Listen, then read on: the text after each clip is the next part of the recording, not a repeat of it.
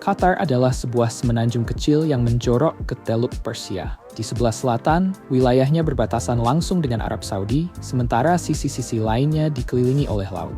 Luas negara ini hanya sekitar 99 km persegi. Lebih dari 95% daratannya berupa gurun. Tidak ada sungai, tidak ada danau alami, dan ketika musim panas tiba, suhu udara sering menembus lebih dari 49 derajat Celcius.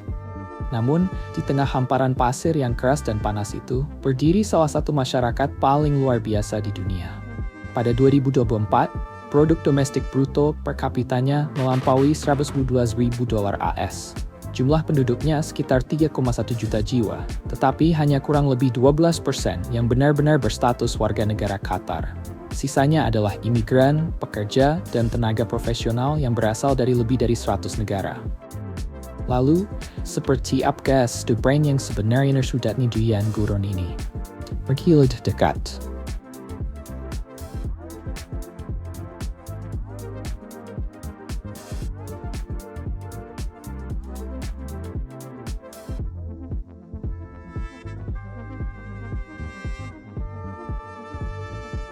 Satu, terlahir sebagai warga Qatar hampir sama dengan menjadi jutawan. Bagi seorang warga negara Qatar, pemerintah pada dasarnya menyediakan dukungan keuangan sejak awal kehidupan. Tidak ada pajak penghasilan. Sebagian besar barang juga tidak dikenai pajak pertambahan nilai. Pelayanan kesehatan diberikan secara gratis. Pendidikan tidak dipungut biaya, mulai dari taman kanak-kanak hingga universitas. Bahkan, apabila seseorang memenuhi persyaratan akademik, pemerintah dapat membiayai pendidikannya di universitas bergengsi seperti Oxford atau Harvard. Biaya listrik, air, dan bahan bakar pun mendapat subsidi dalam jumlah besar. Dukungan tersebut tidak berhenti di sana. Ketika seorang warga Qatar menikah, pemerintah dapat memberikan tanah, rumah publik, atau bantuan keuangan secara langsung. Setelah memiliki anak, keluarga tersebut bisa menerima tunjangan untuk membantu biaya pengasuhan.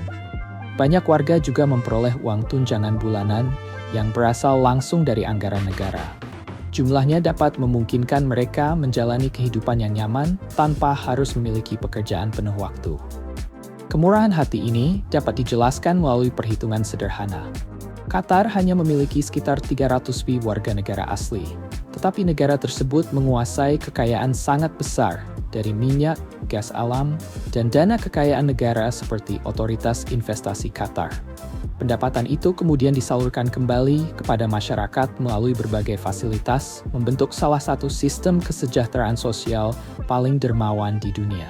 Sebagian warga dari keluarga yang dianggap telah memberi kontribusi khusus kepada negara juga memperoleh bentuk kepemilikan tidak langsung dalam perusahaan seperti Qatar Airways atau bank milik pemerintah.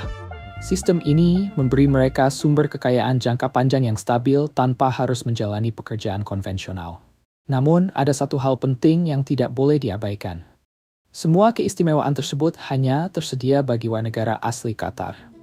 Hampir 90% orang yang tinggal di negara ini merupakan pekerja migran. Mereka tidak menerima fasilitas kesejahteraan yang sama, tidak memiliki hak otomatis untuk memperoleh izin tinggal permanen, dan harus membayar sendiri seluruh kebutuhan hidup mereka.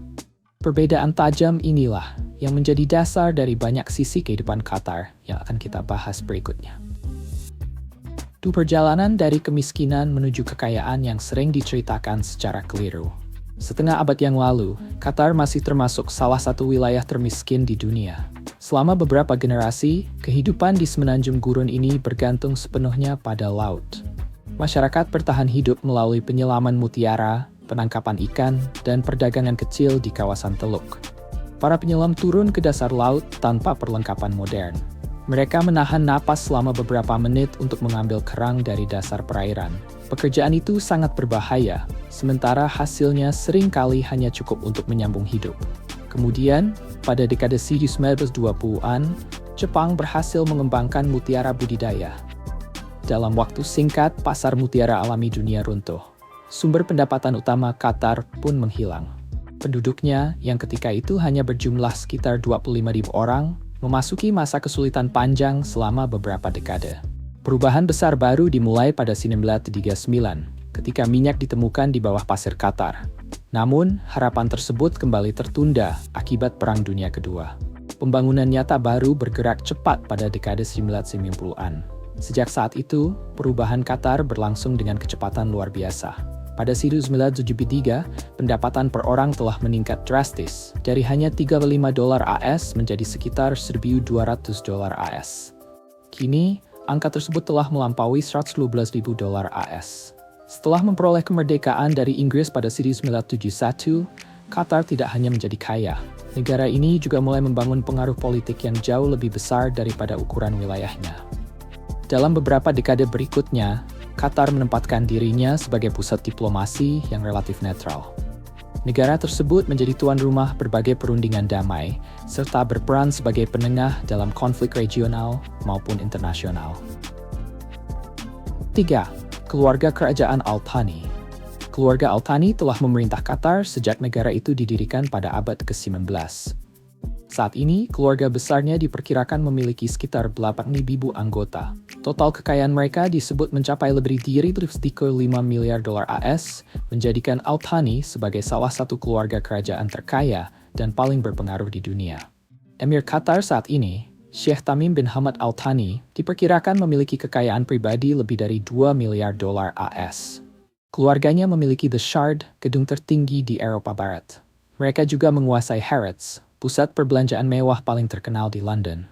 Selain itu, keluarga tersebut memiliki sekitar 20% saham Bandara Heathrow, 14,3% saham Sainsbury's, dan 12,7% saham Barclays Bank. Di Jerman, mereka menguasai sekitar 12% saham Volkswagen dan 10% saham Porsche. Di Prancis, keluarga Al Thani memiliki klub sepak bola Paris Saint-Germain yang disebut sebagai klub sepak bola terkaya ketiga di dunia. Di Doha, kehidupan keluarga kerajaan berlangsung di dalam sebuah kompleks istana yang luar biasa. Kompleks itu terdiri atas 15 istana yang saling terhubung, dibangun dengan biaya hampir $1 miliar AS. Di bawahnya terdapat area parkir bawah tanah sangat luas yang mampu menampung ratusan kendaraan. Ketika keluarga kerajaan melakukan perjalanan, kemewahan tersebut ikut terbang bersama mereka. Armada pesawat pribadi kerajaan dikenal dengan nama Amiri Flight. Armada ini mencakup pesawat berbadan lebar yang telah dimodifikasi dengan kamar utama, ruang khusus tamu penting, dan interior sangat mewah. Salah satu pesawat tersebut baru-baru ini diberikan kepada Presiden Amerika Serikat. Pesawat itu disebut sebagai hadiah terbesar dan termahal yang pernah diterima seorang Presiden Amerika dari pemerintahan asing. Apabila video ini bermanfaat bagi Anda, jangan lupa menyalakan lonceng pemberitahuan, membagikannya kepada teman-teman, dan berlangganan apabila belum melakukannya. 4. Kontroversi pernikahan misyar. Kehidupan sosial di Qatar sangat dipengaruhi oleh hukum Islam. Sebagai negara Islam yang menerapkan prinsip syariah, hubungan di luar pernikahan dilarang secara ketat. Kemesraan di tempat umum antara pasangan yang belum menikah juga dapat menimbulkan konsekuensi hukum. Karena itu, pernikahan tetap menjadi satu-satunya kerangka hubungan pribadi yang diakui secara resmi. Dalam lingkungan sosial tersebut, terdapat sebuah bentuk pernikahan yang kurang banyak diketahui, yaitu pernikahan misyar. Praktik ini ditemukan di sejumlah wilayah Teluk.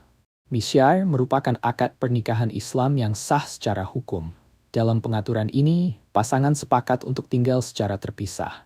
Pihak istri juga dapat secara sukarela melepaskan beberapa hak yang biasanya dimiliki dalam pernikahan tradisional, seperti hak atas tempat tinggal bersama atau dukungan keuangan. Sebagian ulama memandang misyar sebagai pilihan yang diperbolehkan menurut hukum Islam. Pernikahan ini dianggap dapat menjadi solusi bagi janda, perempuan yang telah bercerai, atau orang-orang yang menginginkan pendamping hidup tanpa tanggung jawab membangun rumah tangga konvensional. Namun, para pengkritiknya melihat kenyataan yang berbeda.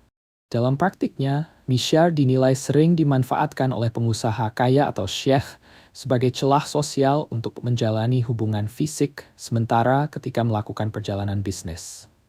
Pernikahan semacam ini kerap dirahasiakan sepenuhnya dari keluarga utama pihak laki-laki.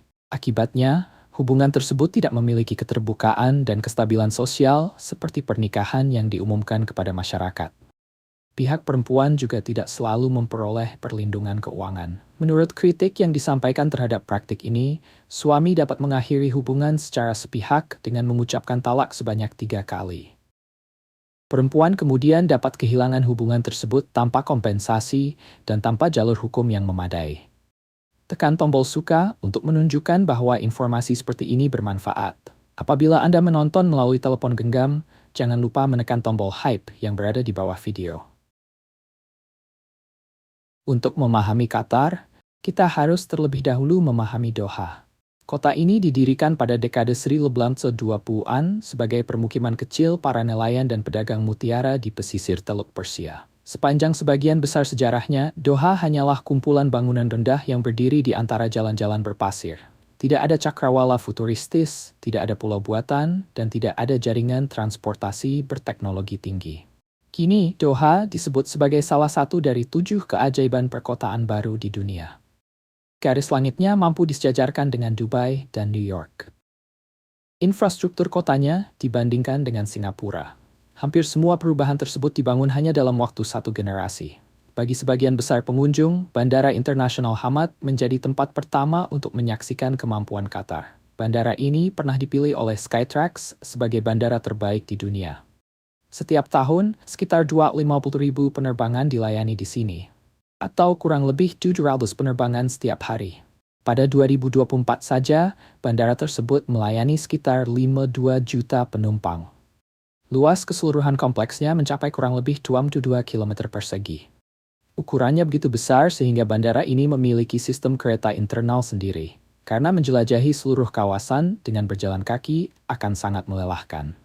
Di dalam terminal, pengunjung dapat menemukan hutan dalam ruangan yang dipenuhi pohon pisang dan pohon palem. Berbagai karya seniman internasional juga berdiri di sejumlah sudut.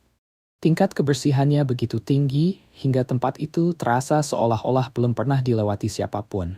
Di pusat kota, kawasan tepi laut Doha Corniche membentang sekitar 7 km mengikuti lengkungan Teluk Doha.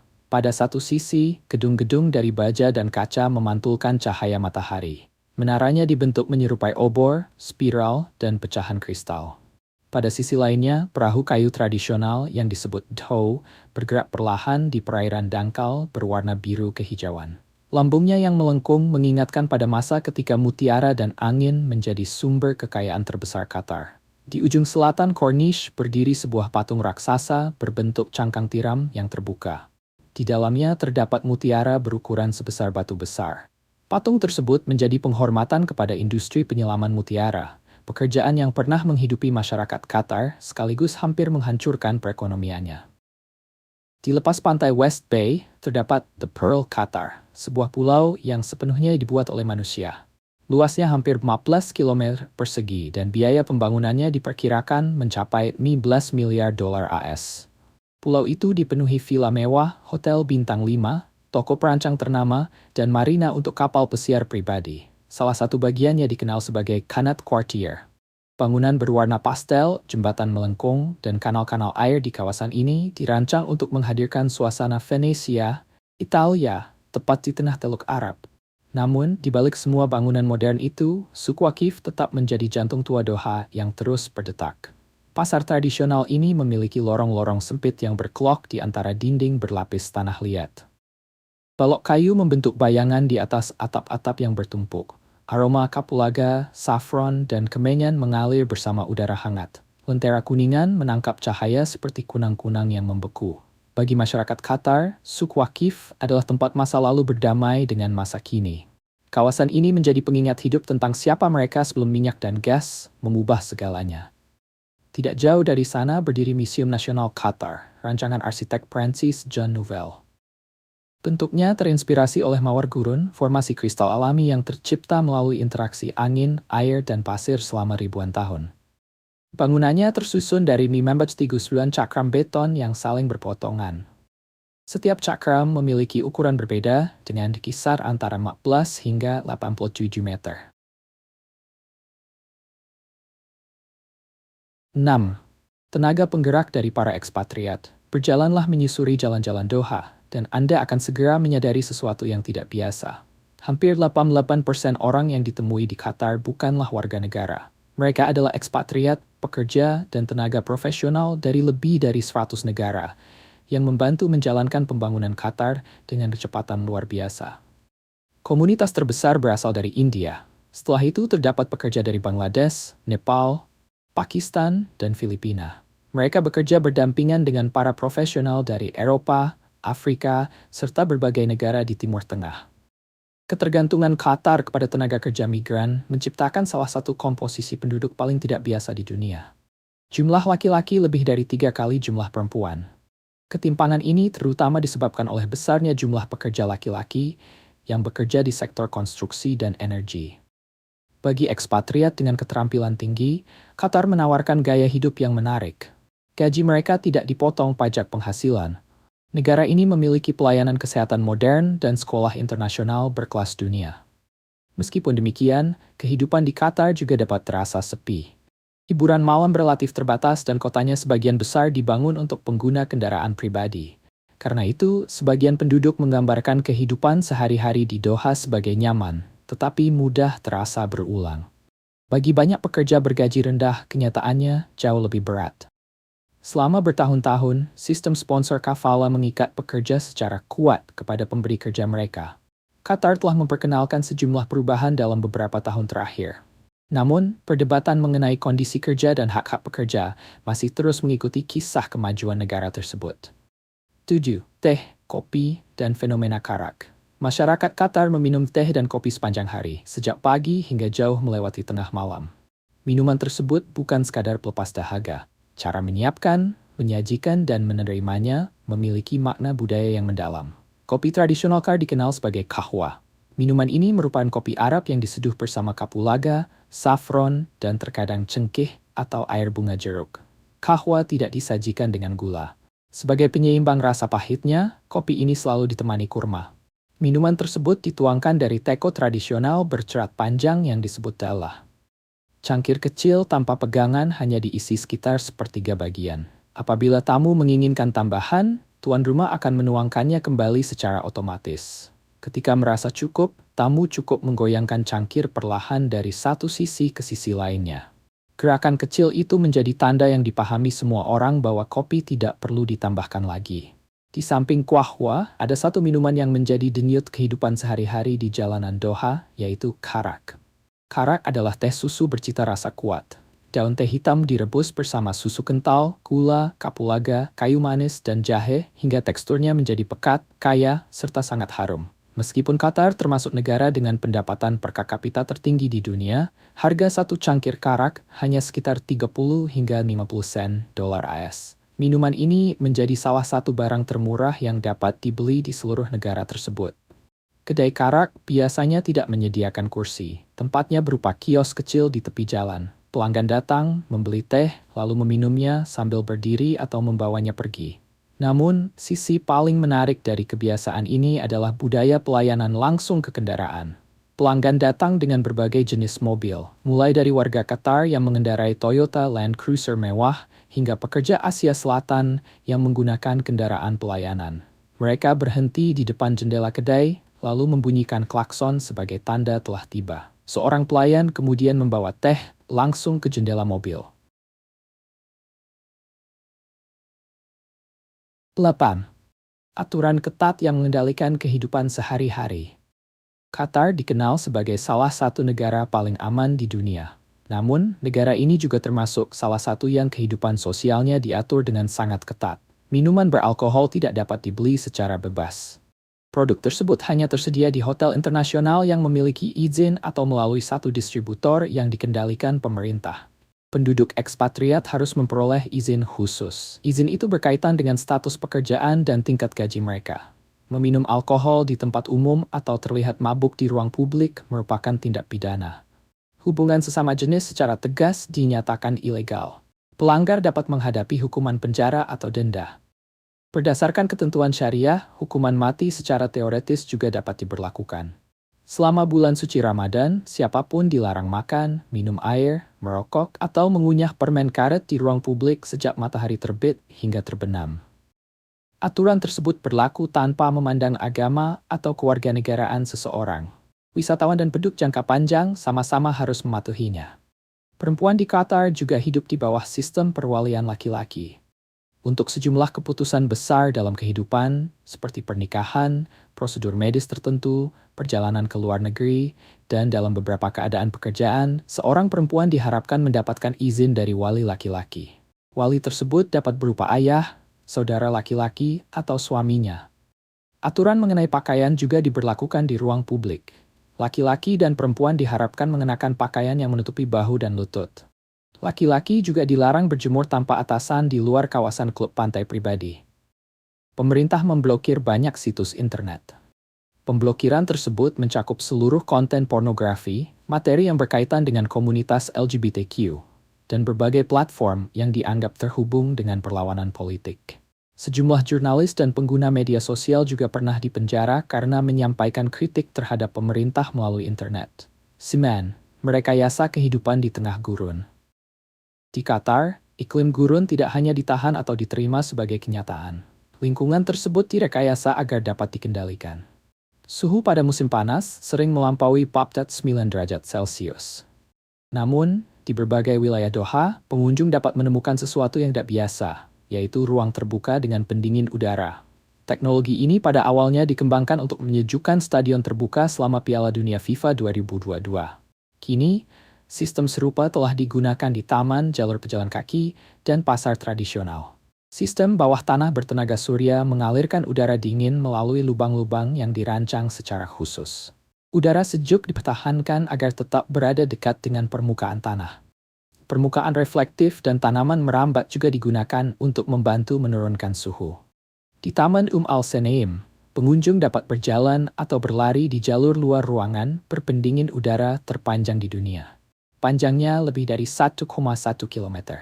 Berkat teknologi tersebut, berolahraga pada malam hari di tengah musim panas, gurun dapat terasa jauh lebih nyaman daripada yang dibayangkan. Untuk menyelenggarakan Piala Dunia 2022, Qatar menghabiskan sekitar 20 miliar dolar AS untuk pembangunan infrastruktur. Jumlah itu lebih dari 10 kali gabungan biaya penyelenggaraan 2 Piala Dunia sebelumnya di Rusia dan Brasil. Investasi tersebut menghasilkan 8 stadion modern, sistem kereta metro tanpa masinis, dan sebuah kota pintar baru bernama Lusail. Kota itu dibangun dari nol sekitar 15 km di utara Doha. Turnamen tersebut juga memperkenalkan berbagai gagasan baru.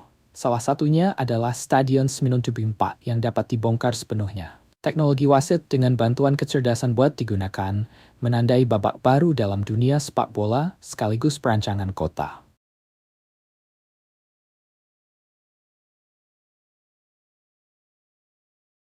10. Elang memiliki paspor dan rumah sakit sendiri di Qatar. Elang bukan sekadar burung pemburu. Hewan ini merupakan lambang warisan, kebanggaan, dan kedudukan sosial. Gambarnya muncul pada uang kertas, lambang militer, dan simbol pemerintahan. Kehadirannya menunjukkan betapa dalam hubungan elang dengan identitas nasional Qatar. Tradisi perburuan menggunakan elang telah berlangsung selama ribuan tahun. Pada masa lalu, suku-suku Badui melatih burung-burung kuat tersebut untuk berburu di tengah lingkungan gurun yang keras. Kini, kebiasaan kuno itu telah berkembang menjadi tradisi budaya yang sangat teratur dan bernilai tinggi.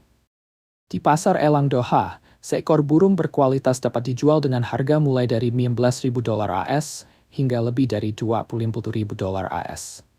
Harga seekor elang bahkan dapat menyamai harga mobil mewah. Burung-burung tersebut menerima perawatan yang luar biasa. Mereka memiliki paspor resmi untuk melakukan perjalanan internasional. Dalam penerbangan Qatar Airways, bukan pemandangan aneh apabila seekor elang bertudung terlihat duduk dengan tenang di kabin, tepat di samping pemiliknya. Di pusat tradisi ini berdiri Rumah Sakit Elang Suk Waqif, salah satu fasilitas perawatan elang paling maju di dunia. Selama musim berburu, rumah sakit tersebut dapat merawat ratusan burung setiap hari. Hal itu membuktikan bahwa perburuan menggunakan elang di Qatar bukan hanya olahraga. Tradisi tersebut tetap menjadi bagian hidup dari kebudayaan nasional. 11. Balap unta dengan joki robot. Balap unta telah menjadi bagian dari kehidupan masyarakat Arab selama berabad-abad. Pada masa lalu, perlombaan ini biasa diadakan ketika berlangsung pernikahan Badui atau perayaan antar suku di gurun. Kini, di luar Doha, tradisi tersebut telah berubah menjadi olahraga profesional berskala besar. Pusatnya berada di arena balap unta Al-Shahaniyah. Setiap musim perlombaan, mulai Oktober hingga Februari, ribuan unta unggulan berlari di lintasan dengan kecepatan mendekati 64 km per jam. Kompetisi paling bergengsi seperti perlombaan utama Emir menyediakan hadiah uang tunai dalam jumlah besar dan kendaraan mewah bagi para pemenang. Namun, olahraga ini juga telah mengalami perubahan mendasar. Pada masa lalu, balap unta menggunakan anak-anak sebagai joki. Praktik tersebut mendapat kecaman keras dari berbagai organisasi internasional. Pada 2005, Qatar secara resmi melarang penggunaan joki manusia yang berusia di bawah 19 tahun. Sebagai penggantinya, negara tersebut memperkenalkan solusi teknologi berupa joki robot. Saat ini, robot ringan dengan pakaian balap berwarna-warni dipasang di atas punggung unta. Pelatih mengendalikannya dari jarak jauh sambil mengendarai kendaraan di sisi lintasan. Robot-robot itu dilengkapi sistem komunikasi dan teknologi pemantauan. Dengan cara tersebut, tradisi balap unta dapat terus berlangsung, mempertemukan kebudayaan berusia ratusan tahun dengan teknologi modern di tengah gurun Qatar. 12. Makanan yang menceritakan sejarah sebuah bangsa. Masakan Qatar mencerminkan sejarah semenanjung ini sebagai titik pertemuan jalur perdagangan laut. Tradisi gurun masyarakat Badui berpadu dengan pengaruh kuat dari India, Persia, dan dunia Arab yang lebih luas. Hidangan nasional Qatar adalah majbous. Makanan ini berupa nasi basmati berbumbu kuat yang dimasak perlahan bersama daging. Jenis daging yang digunakan dapat berupa ayam, kambing, sapi, ikan, atau bahkan unta. Selama proses memasak, nasi menyerap campuran kunyit, kapulaga, cengkih, kayu manis, dan air mawar. Perpaduan tersebut menciptakan rasa yang hangat, harum, berlapis, dan mengenyangkan. Ketika disajikan, masyarakat Qatar sering menambahkan sedikit perasan lemon atau air mawar. Saus pedas yang menyerupai sambal segar juga dapat ditempatkan di samping hidangan. Makanan penting lainnya adalah tharid, yang sering digambarkan sebagai lasagna bergaya Arab. Hidangan ini dibuat dari daging yang direbus perlahan bersama sayuran seperti wortel, bawang, dan kentang. Semua bahan dimasak dalam saus berbahan dasar tomat dengan rempah-rempah khas Teluk. Sebelum hidangan dituangkan, roti pipih tipis ditempatkan di dasar mangkuk. Roti tersebut menyerap kuah yang kaya rasa. Ketika dimakan, teksturnya yang telah melunak berpadu dengan daging dan sayuran menghasilkan makanan yang hangat dan mengenyangkan. Tharid menjadi salah satu hidangan utama selama Ramadan. Keluarga-keluarga menyantapnya ketika berbuka puasa karena sifatnya yang menghangatkan dan cukup berat untuk memulihkan tenaga. Kemudian terdapat balalit, hidangan sarapan yang memperlihatkan kuatnya pengaruh kuliner India dalam budaya makanan Qatar. Balalit dibuat dari bihun yang digoreng dan dicampur dengan saffron, gula, telur, serta rempah-rempah. Hasilnya adalah makanan yang terasa manis sekaligus gurih, dengan tekstur lembut tetapi sedikit renyah. Hidangan ini biasanya dinikmati pada pagi hari atau disajikan sebagai pencuci mulut ringan setelah makanan utama. Falafel di Qatar tetap mempertahankan bentuk tradisionalnya. Kacang Arab atau kacang fava digiling bersama ketumbar, bawang putih, dan rempah-rempah. Adonan kemudian dibentuk menjadi bola-bola kecil dan digoreng hingga berwarna keemasan. Falafel disajikan di dalam roti pipih bersama sayuran segar dan saus tahini.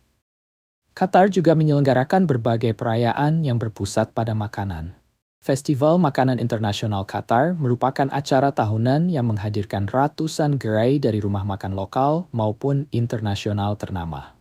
Pengunjung dapat menyaksikan pertunjukan memasak secara langsung, mengikuti perlombaan koki cilik, dan menikmati pengalaman makan di dalam kabin pesawat tiruan. Festival ini mencerminkan cara Qatar melihat dirinya sendiri, yaitu sebagai persimpangan kosmopolitan, tempat orang-orang dari seluruh dunia dipersilakan duduk di meja yang sama.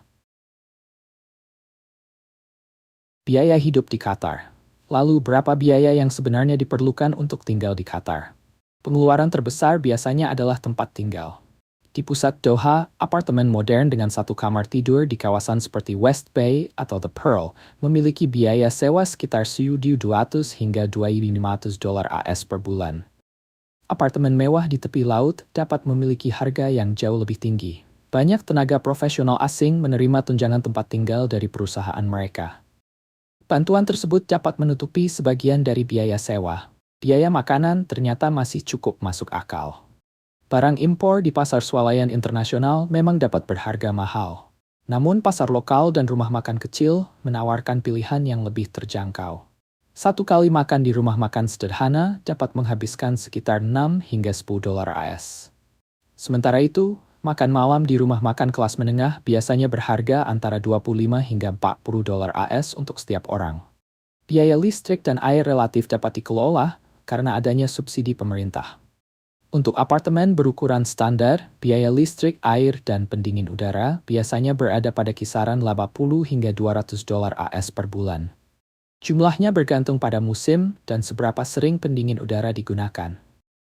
Sistem transportasi car tergolong modern dan efisien. Kereta Metro Doha bersih, cepat, dan murah. Tarifnya dimulai dari sekitar 50 sen dolar AS. Meskipun demikian, sebagian besar penduduk tetap mengandalkan kendaraan pribadi. Salah satu alasannya adalah harga bahan bakar di Qatar yang masih termasuk paling rendah di dunia. Pelayanan kesehatan menjadi keuntungan lainnya. Rumah sakit pemerintah memberikan perawatan berkualitas tinggi dengan biaya rendah. Klinik swasta menawarkan pelayanan yang lebih cepat, tetapi dengan harga lebih mahal. Banyak ekspatriat juga memperoleh asuransi kesehatan dari perusahaan tempat mereka bekerja. Hal terakhir yang perlu dipertimbangkan adalah visa dan izin tinggal. Pekerja asing harus memiliki perusahaan atau pemberi kerja sebagai sponsor.